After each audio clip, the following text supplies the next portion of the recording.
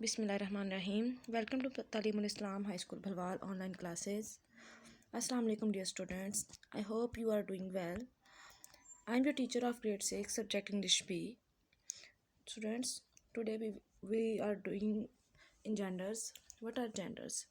Genders tell us that you are a guy, a girl or something else. मतलब आप एक लड़का हैं या लड़की हैं, इस चीज़ के बारे में आपको बताता है, या और जो बाकी जानदार हैं या बेजान अशिया हैं उनकी तज़कीर व तनीस के बारे में बताता है.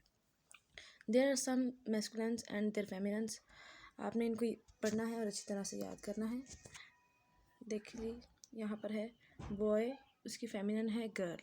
Bachelor, maid, boar, sow, bull, cow. Bridegroom, bride. Buck, doe. Cock, hen. Colt, filly. Brawn, bee. Drag, duck. Dog, bitch. Ram, ewe. This word is you, not eve or evie, not like that. This word is you. Okay ji, come to the next page.